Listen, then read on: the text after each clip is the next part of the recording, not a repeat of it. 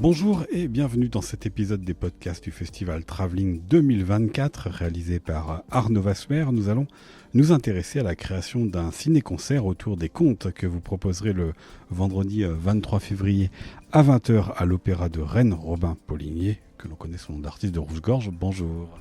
Bonjour.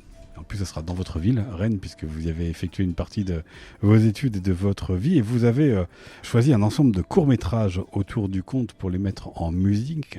Ceux que Lotte Renninger, une réalisatrice allemande pionnière de l'animation, a réalisé des années 20 aux années 50 principalement, sous le titre Contes et Silhouettes. On y trouve une version d'Hansel et Gretel, Blanche-Neige et Poussette.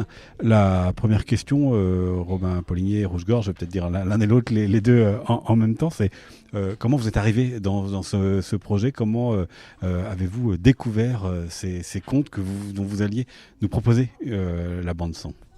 Alors, ça s'est pas vraiment fait dans ce sens-là. En fait, ça a été d'abord, le tout départ, c'est une invitation de la part du festival Travelling qui au courant des dernières années, moi j'ai je fais plutôt de la chanson de base depuis quelques années maintenant, et les quelques années dernières, j'ai un peu fait de la musique pour l'image, pour du documentaire ou de la fiction aussi un peu. Et en fait, ça m'a beaucoup plu. J'ai commencé à découvrir presque un nouveau médium dans la musique. Et suite à ça, donc on s'est contacté avec Travelling qui m'ont au départ laissé un peu carte blanche pour trouver un matériel de film qui m'intéresserait.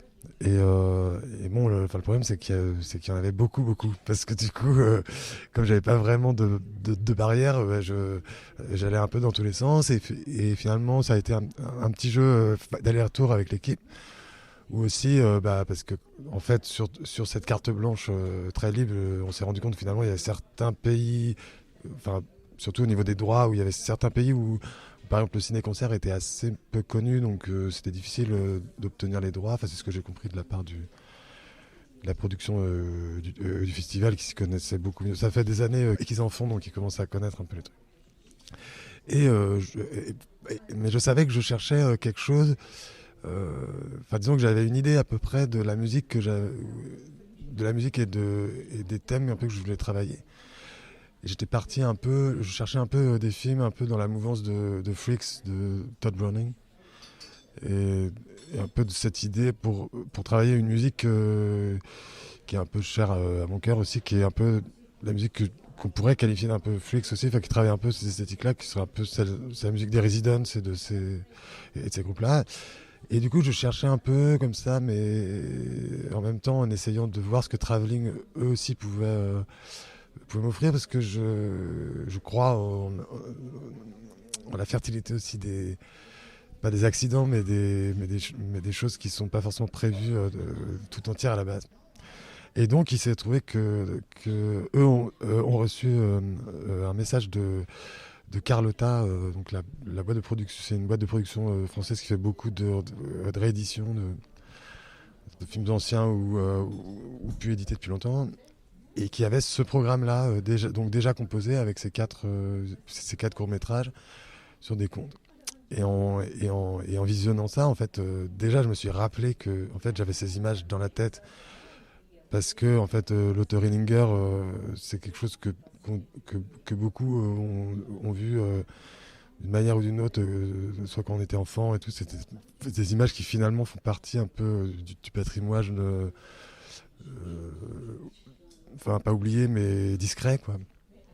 Et donc ça m'a tout de suite intéressé, et dès que j'ai commencé à faire des tests un peu en mettant de la musique dessus, déjà ça marchait, ça allait très bien dans le sens que je voulais faire. C'est ce qui peut paraître étonnant, parce que vous étiez parti sur les Freaks, donc côté des monstres. Alors certes, dans les contes, il y a des monstres, mais ce qu'il vous a fallu adapter, modifier, transformer complètement cette volonté première, cette ambiance première et cette musique première pour la faire correspondre aux contes tels que Lotte Renninger les a mis en scène. Et justement, enfin, en fait, ce qui était assez marrant, c'est que donc les films au premier visionnage, ils étaient avec la bande son originale, mais qui ressemble à des bandes son un peu type des films de cette époque-là. Donc c'est soit piano, soit avec un petit orchestre.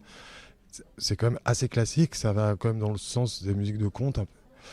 Et je me suis rendu compte qu'en fait, en changeant ça et en mettant des choses plus dissonantes et par-dessus, alors il y a deux éléments. Il y a déjà les personnages en eux-mêmes et leur animation qui peut vite raccrocher dès lors qu'on y plaque une musique un peu dissonante, quelque chose d'assez étrange, parce qu'ils ont une certaine étrangeté dans l'animation. Et en plus, la qualité de l'image en elle-même donne une espèce de vibration comme ça qui peut donner un côté un peu pas inquiétant, mais un peu justement un peu dissonant, qui serait un peu en décalage par rapport. Et les contes eux-mêmes, en vrai, dans leur écriture, c'est les vrais contes, c'est pas les versions disneyisées. Donc il y a des choses étranges, il y a des personnages qui se transforment, il y a des animaux il y a des personnages qui sont plutôt considérés comme mauvais, mais qui finalement à la fin se retrouvent pour lesquels on a de la pitié, ou enfin toutes ces choses-là qui finalement collaient assez bien avec ce répertoire-là. Parce qu'il faut qu'on parle, Robin Poligny, de l'esthétique visuelle qui est donnée par ces courts-métrages de Lotte Reininger. C'est-à-dire que ce sont des silhouettes que l'on voit. On voit pas les visages, on voit pas les couleurs. C'est comme des ombres chinoises. Et elle a utilisé simplement cette technique-là pour animer ces histoires. Comment ça vous a inspiré? Quelle place ça vous a laissé pour créer peut-être les visages, créer d'autres atmosphères que ceux qu'elle a mis à l'image? Oui, alors c'est assez. C'est vrai que ça peut paraître étrange, et en même temps, je pense, la base du cinéma d'animation, c'est d'exprimer beaucoup avec peu. Et donc, finalement, après, c'est ce qu'on dit avec le cinéma, c'est que finalement, le son dans un film, c'est 50% de l'œuvre. Donc il y a vraiment quelque chose où en fait, dès lors qu'on enlève la partie sonore et qu'on la plaque par-dessus, ça fait un peu le même effet que quand on écoute de la musique dans un train et qu'on regarde le paysage. On a souvent l'impression que je sais pas si c'est notre cerveau qui fait ça ou si c'est réel, mais que les choses sont faites pour aller ensemble. Mais bon, là, ça marchait. Il y a que quand même, finalement, elle a une technique qui fait qu'il y a une certaine expressivité qui vient des mouvements eux-mêmes, un peu comme avec des marionnettes. Donc déjà, ça apporte quelque chose. Et ensuite, c'est un peu une affaire de choix aussi. C'est-à-dire qu'avec la musique ou avec... très vite, je me suis rendu compte que je pouvais assez vite influer, voire imposer une certaine valeur, soit sentimentale, soit très calme, très apaisante, soit juste en apposant certaines harmonies ou certaines sonorités. Et ça, c'est justement tout ce qui était assez intéressant, puisque dans ce dénuement un peu de son animation et d'esthétique de ces films, moi je m'y retrouvais assez, parce que j'ai toujours un peu travaillé un peu comme ça aussi en musique, en me basant sur le fait que des fois, dans le minimal, on offre aussi plus de possibilités au spectateur ou à l'auditeur ou auditrice de développer des choses qui sont liées au patrimoine de chacun, et ces choses-là, quoi. Justement, comment est-ce que vous avez pensé la place du spectateur? Parce qu'il y a ces images, mais votre musique aussi, elle conduit vers une interprétation, elle conduit vers des ambiances. Donc, jusqu'où vous allez, à partir d'où vous arrêtez dans votre musique pour laisser le spectateur se faire son propre film? Justement, on a joué... Je dis on parce que je suis pas seul sur ce spectacle. En fait, je joue avec Ronan Oluwasak, qui est un musicien et ami avec lequel qui fait de la basse, la guitare basse souvent avec moi, et qui du coup là, est plus aux machines avec moi. Et en fait, justement, on a un peu travaillé dans cette idée d'essayer de trouver plein d'approches différentes, de jouer au maximum avec la palette qui nous était offerte par ces différentes rencontres entre l'image et le son. Du coup, ça peut aller justement de choses qui soulignent, qui soulignent voire imposent une certaine vision, soit héroïque, soit quelque chose sur une image, à d'autres où on disparaît presque complètement et du coup on va avoir juste ce truc de créer du vide parce qu'on met jamais vraiment de vide. C'est comme à la radio, on met jamais vraiment de vide, mais on crée des éléments qui font du vide. Et aussi même jusqu'à des trucs genre refaire des bruitages pour mettre l'accent sur des éléments qui sont plutôt secondaires dans l'image, mais qui sont intéressants, comme à l'image des contes, justement, de rappeler comme des motifs qui vont rattacher. Parce que l'idée qu'on avait aussi assez rapidement, c'est de ne pas vouloir faire quatre pièces, mais plutôt une pièce qui relie un peu le truc. Donc essayer de trouver aussi des éléments qui peuvent revenir, mais de ramener de l'humour aussi, d'ouvrir un maximum comme une expérimentation autour de ça. Et même jusqu'à refaire des doublages de voix et de s'amuser. C'est là où le compositeur de chansons dont vous parliez au début, même si depuis vous faites aussi d'autres musiques, revient, c'est-à-dire il y a comme ce besoin, comme on raconte cette narratif, ce besoin des mots. Oui, c'est sûr qu'il y a un truc de la voix, en tout cas, que moi, en tout cas, je prends beaucoup de plaisir à faire et mettre des sons de voix sur des personnages pour les rendre plus vivants ou plus étranges ou plus. Ça, oui, c'est sûr que la voix, de toute façon, s'est imposée assez vite dans le panel d'instruments qu'on voulait utiliser. D'ailleurs, il y avait aussi assez rapidement, donc, je sais pas si ça va vraiment se faire au final, mais parce que ça dépend un peu des résidences qu'on va faire et des moyens qu'on a, mais on enregistre entre deux périodes de résidence, donc les choses sont pas encore complètement fixées. Puis le concert, c'est seulement le 23 février, et pour tout dire, on enregistre quasiment 2 mois avant. Voilà, c'est ça. Mais dans l'idée, il y avait aussi, alors c'est peut-être aussi par rapport à la période d'où viennent ces films et tout, mais il y avait aussi un peu cet imaginaire un peu à la Kurt Weill et tout, et du coup on avait aussi envie de mettre des éléments comme du piano préparé ou des choses comme ça dans le. Il faut qu'on explique ce qu'est le piano préparé pour des auteurs qui ne savent pas. C'est-à-dire que sur les cordes, on va ajouter certains objets qui, quand on va taper sur la note, en fait, va faire sonner et la corde et l'objet qui est dessus, donc va ajouter du son au son. Oui, c'est ça, voilà. Ça permet de ramener le piano aussi vers des sons plus percussifs, hein, le ramener à son essence percussive aussi. Et puis aussi du coup de créer un peu de dissonance, parce que c'est souvent un peu accidentel les sons qui se fabriquent. Donc bref, l'idée c'était aussi de multiplier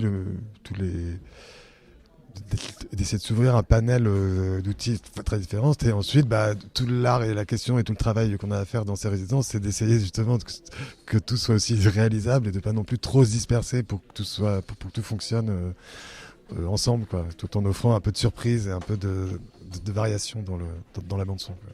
Je reviens à ce que vous disiez, cette envie de renouer avec ce qui pouvait être les sons de l'époque de Lotte Renninger, donc qui commence dans les années 20, finit dans les années 50, même s'il y a quelques films après. Vous avez parlé de Kurt Weill, qui a à peu près la même histoire qu'elle, c'est-à-dire né en Allemagne, commence en Allemagne, et puis qu'on fuit l'Allemagne avec l'arrivée d'Hitler au pouvoir. Qu'est-ce qui vous intéressait de retrouver de cette époque et de cette culture allemande-là, qui est une culture populaire? Et Lotte Renninger et Kurt Weill, ce sont des auteurs qui à la fois séduisent les élites, mais séduisent aussi beaucoup le peuple. Eh ben, oui, je pense. Bon, déjà, par culture personnelle, il y a des périodes où ça m'a vraiment. C'est un imaginaire, tout cet imaginaire esquisse et artistique aussi qui se faisait à cette époque-là. Ça a été moi j'ai fait du chant lyrique au lycée et tout, et très vite la langue allemande et les leads m'ont emmené ensuite vers cette expression-là, et c'est vrai que l'opéra de Katsu et ces choses-là, c'est des choses qui m'ont beaucoup marqué aussi par leur côté populaire et aussi minimaliste, parce que l'opéra de Katsu est aussi un opéra minimaliste. Oui, mais aussi qu'on peut raccrocher justement au questionnement de Freaks ou de ces choses-là avec les parias. Et peut-être que faut pas oublier que Lotte Renninger, quand elle fait ses films, c'est aussi à l'époque, le cinéma, c'est aussi un art de fêtes foraines, c'est des choses qu'on passe, c'est des attractions aussi, quoi.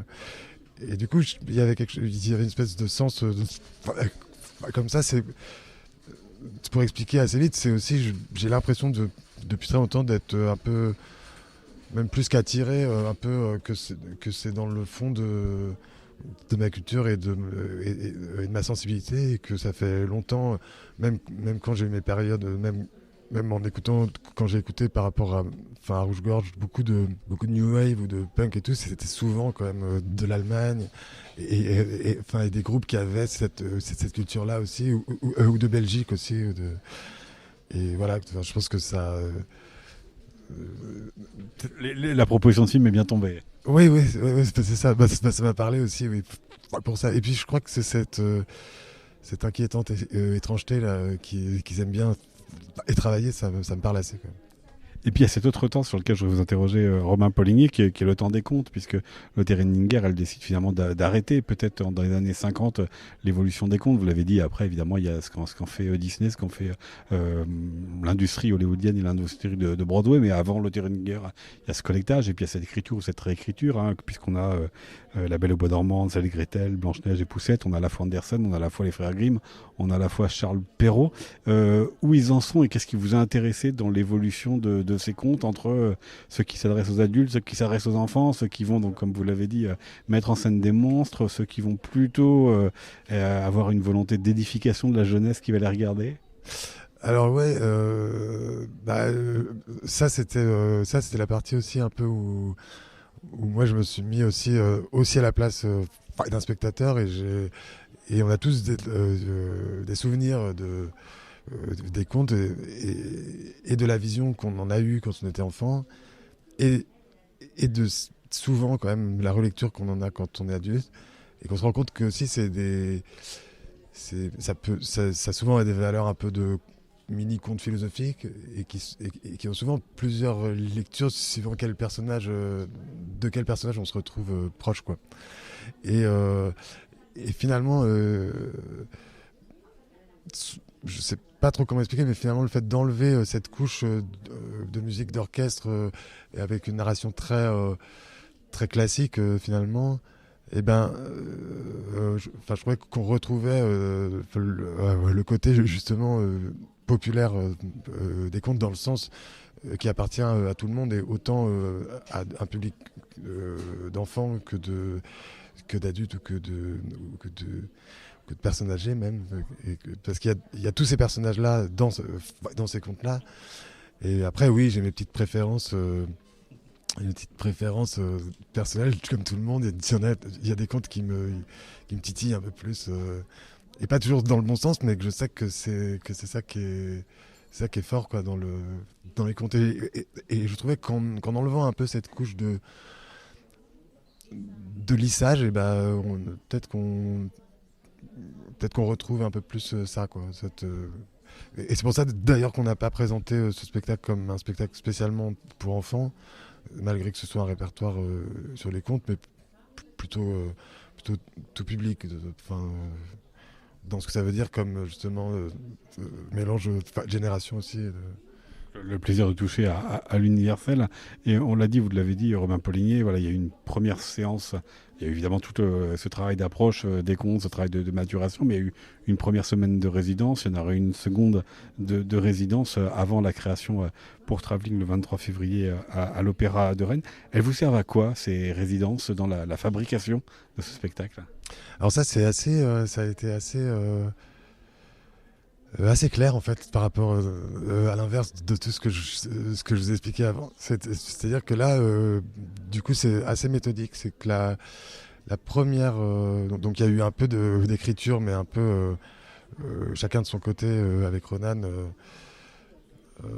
pour imaginer un peu les différentes envies ou imaginaires qu'on pouvait mettre là-dedans.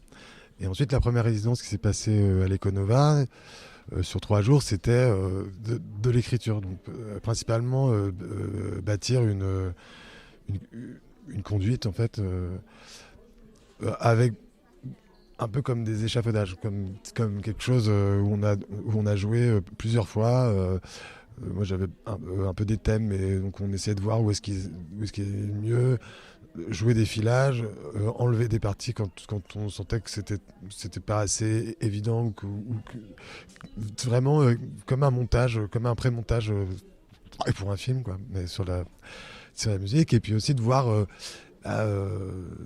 physiquement s'il y avait des choses qui étaient compliquées à jouer parce qu'on a que 2 mains chacun, et des choses comme ça. Et donc, donc la première des résidences, c'était un peu cet objectif-là qu'on est assez content d'avoir rempli, c'est-à-dire qu'on est ressorti de cette résidence avec une conduite terminée, avec tous les thèmes et les morceaux et les différentes ambiances qu'on voulait faire, très mal jouées, très peu répétées, mais en tout cas enregistrées avec tous les éléments un peu déjà là, même si certains sont à l'étape de prototype un peu. Et donc ensuite, là, on est dans cette période entre les 2 résidences où aussi on s'autorise un peu de faire reposer ça pour qu'il y ait une espèce de maturation un peu entre les deux. Et la dernière, qui va être... donc on ne sera pas que tous les deux, on sera en plus avec Étienne Foyer, qui sera notre technicien pendant la date à l'opéra. Et où là, ça va être un travail beaucoup plus de mise en son, déjà technique, mais aussi de choix plus définitif sur tout ça pour arriver après avec quelque chose de beaucoup plus poli et terminé et exécutable, et qu'ensuite on n'aura plus qu'à répéter et puis plus à écrire. Voilà. Et qu'on découvrira sur la scène de l'Opéra de Rennes, donc le 23 février pendant le festival Travelling. Travelling qui cette année a choisi de s'intéresser à Taïwan, Taipei, un pays qui a un goût particulier pour la musique, qui est le karaoké. Ça vous donne envie? Vous allez aussi participer à ces karaokés Travelling? Bah oui, même je joue dedans en fait. Je fais partie aussi du... Donc on a eu aussi une invitation de la part de Travelling pour jouer avec un groupe qu'on a à 9 personnes, qui s'appelle le Grand Orchestre du Mont-Culala, et qui est un groupe de karaoké en direct, quoi, live, où en fait les gens on répète tout un répertoire qui est assez vaste autour de la grande idée de la variété internationale, quoi, mais de différentes époques. Et en fait, on propose cette liste au public éventuel qui a un peu le temps de préparer une prestation. Et puis nous on a surtout pour que cette personne puisse se sentir star d'un morceau pendant une soirée. Et c'est quelque chose qu'on a beaucoup de plaisir à faire, parce que c'est un projet quand même très tourné vers le public et vers le plaisir de la découverte pour beaucoup de ce que c'est d'être accompagné par un vrai groupe avec une batterie, avec des amplis, avec toute cette pression du son qui assure, et le track aussi, qui à la fois est un moteur et un empêche pas, toutes ces joies de chanter sur scène avec un groupe de rock, quoi. Voilà. Ceux qui voudront relever le défi sera donc pendant le festival Travelling, et puis votre ciné-concert sous le titre Contes et Silhouettes autour de 4 courts-métrages de Lotte Renninger. Ce sera le vendredi 23 février à 20h à l'Opéra de Rennes, Robin Poligny et Rouge-Gorge. Merci beaucoup à vous.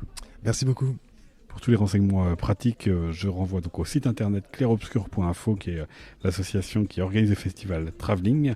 C'était un podcast réalisé par Arnaud Vasmer avec une musique originale de Mac Larnac pour Clair Obscur.